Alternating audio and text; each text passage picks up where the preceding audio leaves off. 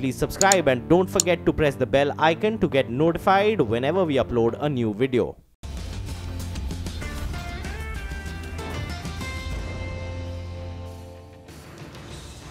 Welcome back. Slightly off the high point of the day for the market, just slightly. But the Bank Nifty, no such problem though. 200 points higher and counting. Mid caps doing well. The stock that's making a bit of a move again is UPL. It had that big move on the deal announcement day. After that, some consolidation. And today looks like a bit of a fresh breakout is happening on that one. So that stock up about 3%. But a good time to get our technical experts back. We have Ashwani Gujral, Mitesh Thakkar and Prakash Kaba now joining us. Ashwani, you were waiting for that dip that never came, but you think you should be chasing this move now, or still waiting for dips would be the idea? See, I greatly suspect when bulls start high-fiving each other. So what I have done is, in the last 10 minutes, I have gone short on Bank Nifty. You know, these large listings, if you pick out all the days when large stocks have listed, Reliance Power, DLF, etc., they've all ended down. So my sense is, given that this rally started Thursday, Friday, and now you are getting that parabolic move, there could be some cool-off, at least on the private banks. PSUs could still do well. So it's a decent trade, you know, good risk-reward. You are sitting way above the moving averages. I think Bank Nifty could easily give back 100, 150 from here. I'm playing for that. The stop here could be 28,000. And given that Nifty is also at key resistances, there's an event, the cocktail is fairly heady. So if we have to buy something, maybe State Bank is a buy with a stop of 298, target of 312. BOB is a buy with a stop of 148, target of 160. DHFL is a buy with a stop of 630, target of 652. But on the indices, I feel we could shed a bit of weight before we move higher again. Okay. Mitesh, good morning to you again. What would your trade be? Would you dare go long at these levels?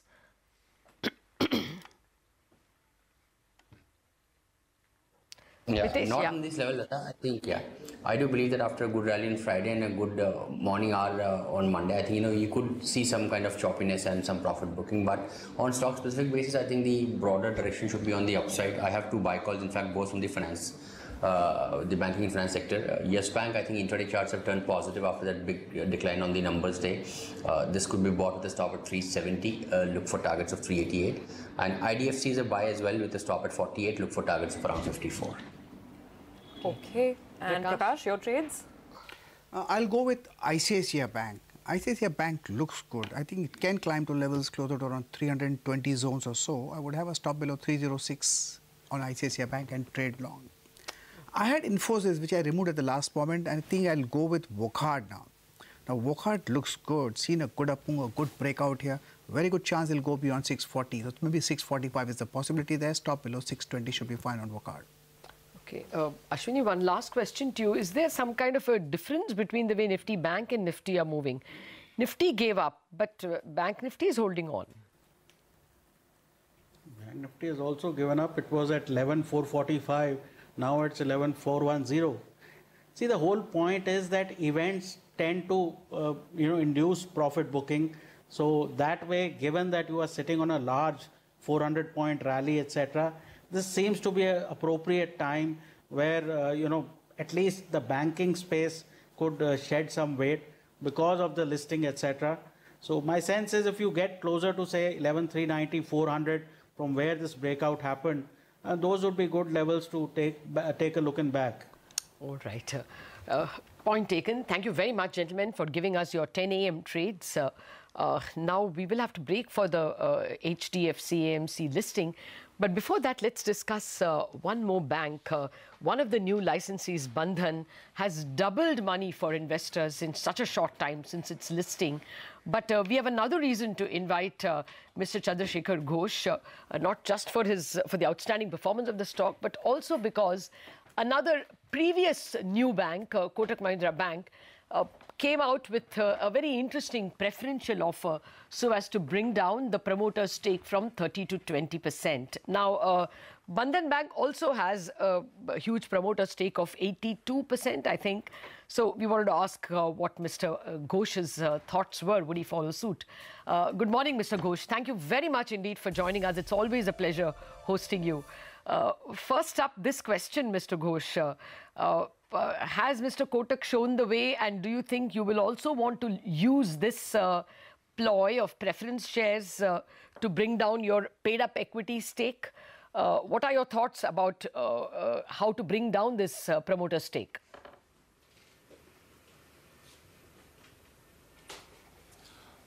Good morning, Lataji. It's a very correct point you raised on that. All people are talking. But we are, you know, that we are new bank. Just the 3 years the Reserve Bank has given the opportunities this license, but one condition is there. Within 3 years we will be like to listing, and within 3 years we should be like to reduce our promoter stake 40%. So this is the one point we already been completed, that is the listing already been done. And as per listing, the condition is there. Those are promoter, they cannot be sell their share within 1 year. So that this is one restriction is there SEBI. And other side is there the this is the promoter stake means not in an individual promoter. It is a means of that the holding company as per new structure of the Reserve Bank, we are formed on that. So that holding company stake should become on that. So we are communicating with the Reserve Bank of India. We hope that very soon we'll be like to get some good guide from them. Accordingly, we'll be like to proceed future. Okay, but what is your first timeline? I mean, after all, RBI asks you to bring down your stake slowly. So when is the first deadline that you have to meet?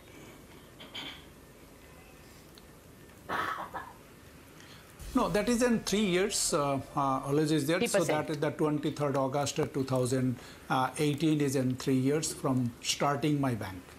But sir, after 1 year, as you said, the lock-in is over and sales can start happening. So are you looking at partially getting in touch with investors? And it's a big dilution, I mean, that we were talking about 80%, it has to come down to 40%. Would you look at this cumulative preference share route if Kotak Bank gets approval, if the RBI vets this deal, then would you look at following in their tracks at least partially?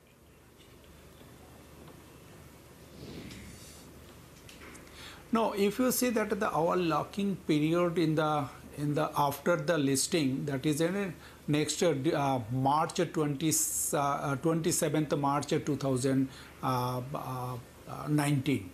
So we have the time in there, and accordingly we are also touching with that. But this is a very different also from Kotak Bank to Bandhan Bank. I feel that the Bandhan Bank is in promoters holding means in the new structure of holding company, not in an individual person. So all the person who have been invested earlier, that holding company stake should become down. And Kotak Bank is an individual, is a one person promoter stake. So that it is not in a apple to apple comparable on that. Yeah, double comparison, but even that holding company can issue preference shares, isn't it? So just hold on for 2 seconds, the HDFC AMC listing. Asset Management Company Limited is now officially listed on the National Stock Exchange. Now that's a stellar list. Now that's a massive listing, 60% premium. 1768. That's a big listing for the AMC. Yeah, it's only going higher. I guess, you know, 192 times subscribed by HNIs and QIBs. That's 500 There's a lot of hunger for the stock. In first take. You know, that's huge. I don't know if valuation arguments, Anuj, Lata, whether they hold with the HDFC group or not. Exactly. I think the point Udayan was also making earlier. I think you saw with the Standard Life listing also earlier. There's, I think, HDFC in one league and others in the other league. So obviously, but this. I don't know. I think it's still climbing. 1800. I think 1800.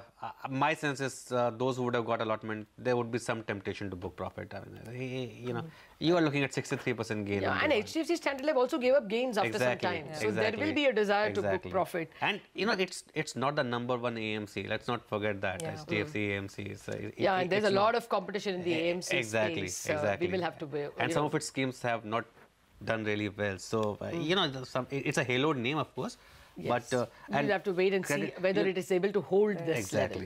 1800 for now. At the moment, there's hunger. There's no denying that HNIs and QIBs are rushing. I think the question is going to be, Anuj, you raised a very interesting corollary, whether this is going to be a DMart type of stock. Now, if sellers don't come into the market, then there'll always be scarcity premium. There's a demand-supply issue, which is always going to be there. For, you know, right now, there's everyone who's willing for, you know, willing to look for a dip to buy into this. But I don't know. I mean, 1803 perhaps is I mean, going too far. Way too far. But actually, let's quickly ask that question. Mr. Ghosh, please stay on. We are coming back in a minute. It's just the stock of the moment now.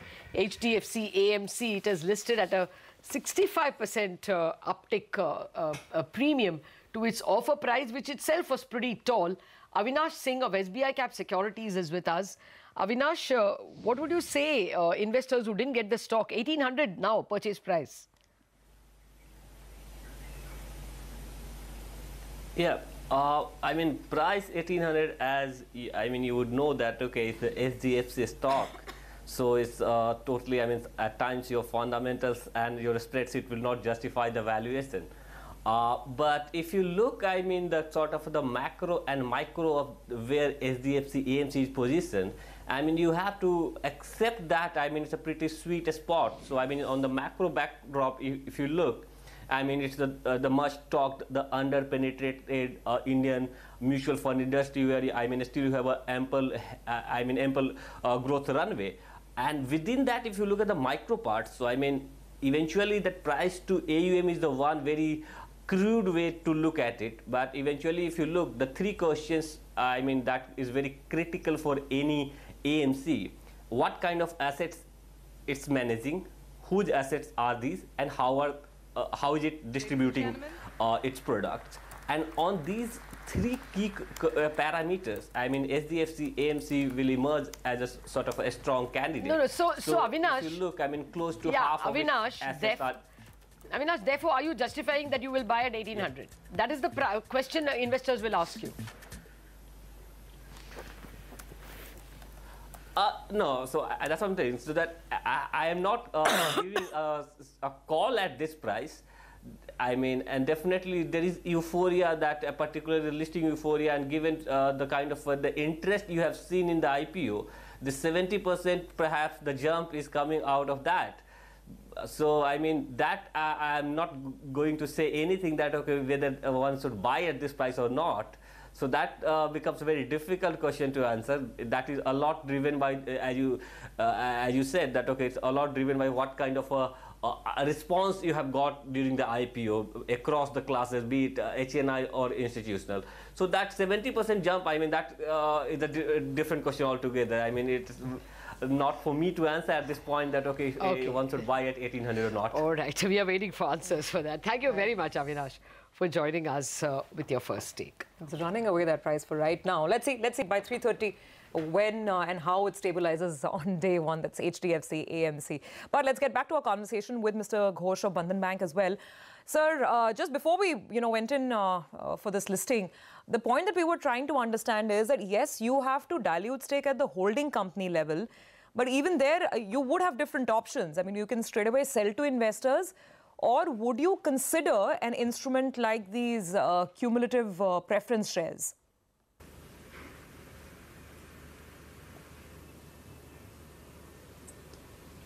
Will not comment on this now. Okay. Okay. All right. But so, is it directly a 40% in 3 years? Or are there intermediate guidelines that, 25% in 1 year, and then are there, guidelines in between? No, this is a staking. This is a stake on that, the 40% by 3 years. Okay.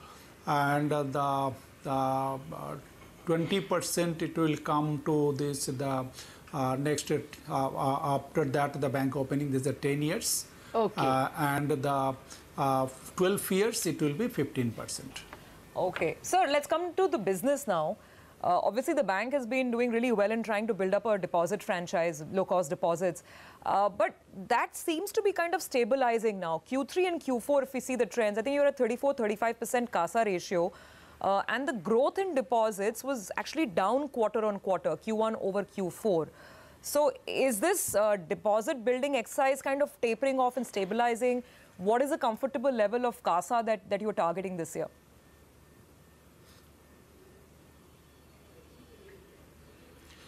No, it is correct on that. We saw the trend as a whenever any bank has come into this, the stabilized their business and the growth. That time in the first quarter, it will be always the growth will come comparatively lower to the last quarter. That means in the final quarter of the financial year. So again, it will be little bit improve in the second quarter, and second quarter onwards, again, it will be increase on that. So this is a normal trend which we saw that. So after the 3 years now, if you see that our the deposit was in a 33,000 crores in the nearly in March. So it is another point is there. This is our point is.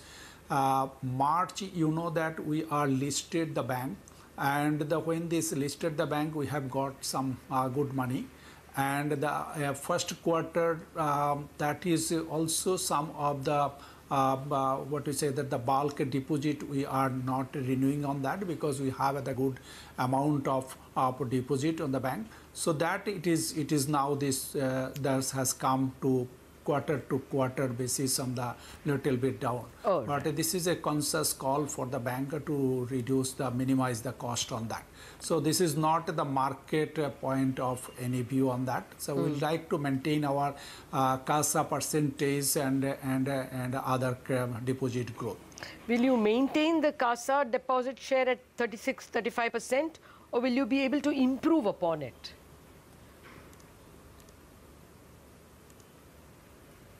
Yes, it is because we are bank. If you see that we are opened in 23rd August 2015 with a 501 branch at a time, and that is an area where we are getting the opportunities to reach to the retail customer is more. And as of now, 937 branches across the 34 states and union territory except the Lakshadweep and Daman-Diu. So if we are strategically decided on that how we can be reached to the more retail people. In that sense, if I give that out of 937 bank branches, 71% of our branches rural and semi-urban, where it's in very keen the retail people are living and their deposit is coming. Sure. So that is also helped to the bank to get this retail deposit, which is now 80% of our total deposit. And I feel that it's a very good, and today. If you see that in the last quarter, we saw that in the 16 to 17,000 account open per day. I hope that is an indicator showing on that our retail deposit and CASA will be like to continue that. So I want to ask a final question on the retail side of your asset book. I mean, your small enterprise loans and SME loans have grown substantially. You know, a lot of banks whom we interviewed after their results, and including Mr. Kotak, verbally told us that SME loans are going through a bad patch. They're probably delayed impact of demonetization and GST disruption that happened a year ago. Many of them, even Karur Vaishya, a whole host of banks have reported a smart jump in SME bad loans. Do you see any problem at all?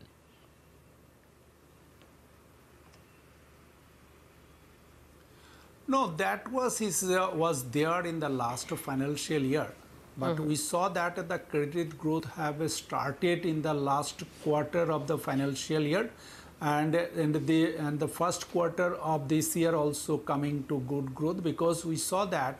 So this is the first time if you see that our first quarter credit the balance always come down from the March figure.